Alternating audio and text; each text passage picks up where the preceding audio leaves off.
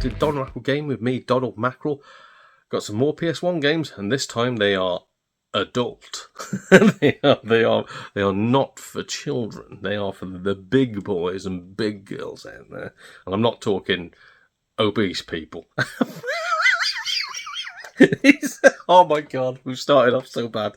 These are games not for children. So yeah, they are adult games, but not in that sort of sense. It is the first one, Death Trap Dungeon. Now, as you can see, missing a front cover, missing a back cover. It's got absolutely nothing on it. It is just the manual and disc. Why did you pick it up, Donald?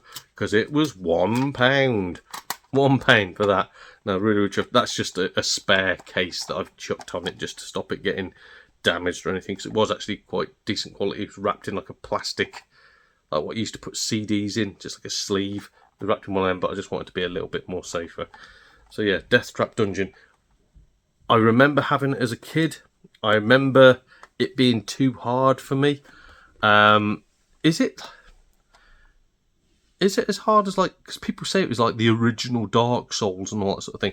I can't remember it being as hard as Dark Souls. I just remember it being too hard for me, a fat little kid whose fingers and thumbs didn't do what his brain told him to do. I will try and play it again, and I'm hoping now, with my more mature brain on my shoulders, that I can manage to play it for a little bit longer than I did the first time round. So hopefully it's a really, really good game. This I never had on the PS1. I had, I'm sure, again, might be wrong there. No. I had this on the PS1. There was a game called Blam Machine Head, I think I had on the Sega Saturn. That was it. I had that on the Sega Saturn. This on the PS1. I don't remember enjoying it. Really don't remember enjoying it. Tunnel B1, where I think you're just like going through sewers and shooting at stuff. Yeah, I don't remember enjoying that. And looking at the back, I remember as a kid, it was like just gun shooting, blah, blah, blah, blah. My mum and dad weren't too chuffed if I'd play it like some of my younger friends around the house. On the back it says ages 3 to 10. Fine. So, weird. I'm sure it was a bit worse than that. But anyway, yeah. Tunnel B1. We are, second game in. And we've already broken the point of the whole video, which was adults only. Yeah, Tunnel B1. Thanks, Mum and Dad. Now, I know that this, you can't let little kids play it, but it's not that bad. It is just like war, though. That's the main thing. So yeah, it probably would horrify a child. Although I do remember playing the earlier games way back on the Sega Mega Drive, and I don't think they damaged me too much. Soviet Strike. So yeah, so of the Jungle Strike, Desert Strike sort of thing. Was it Nuclear Strike came out as well? Don't know. Soviet Strike there on the PS1. If it's anything like the Mega Drive games, I'll blooming love that. I don't even need to talk about that. Isometric. Well, not isometric, but like a 3... Yeah, it is like isometric. Like spins round while you're shooting at stuff and just go off, do missions in your helicopter in it, pick up people, drop them off, blah, blah, blah. Good game. Now this, again, would I class these as not for kids? On the back it says not for kids. It says you've got to be 15 to play them. But it's nice. I think I've already got these in one collection for the PS1. I didn't realise, but they also do them separately.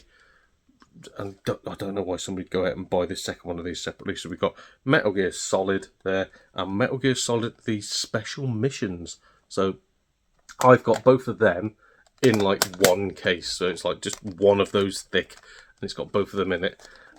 Why are these like this? Has it got a demo in it or something? It's got a Silent Hill demo in it. Yes. Oh, yeah. There we go. That's definitely not for kids. Not letting them play a Silent Hill demo. But that, literally, yeah. Because this is what I remember. This was just one disc. It's just one disc in the Special Missions thing. I don't know. Anyway, got them both. I will be keeping them just for like collector's purposes. As on the back, up the top somewhere, you can't even see it. I've got that, as I say, the combo pack. So I will keep that out to show and to play. These, I'll just be putting them away for a rainy day because they might be worth something one day. I don't blooming know. And talking of 2 games in 1 pack. Again, is this an adult's game? Doesn't say on the back. I think this might be before they started sticking age rating on games. Oh, no. 12. 12 for these? Really? Driver and Driver 2. Okay. I didn't realise that was only for 12-year-olds. Well, not only for 12-year-olds. Hello. And I didn't realise that either.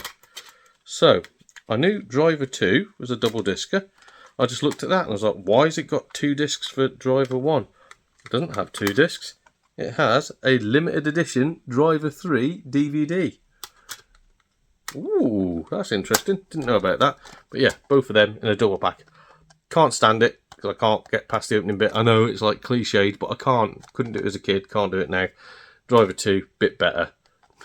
Don't hate me. Not as good as Driver 3. Not as good as that. I prefer that to these 2. So, but again, keeping them good for the collection. Blah blah blah. Oh, classic.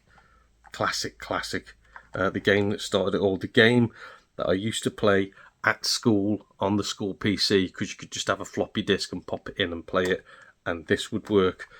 Grand Theft Auto. I still remember if I put this disc. It's got all the maps and everything as well. Yeah, because it had a different map for each area. I remember.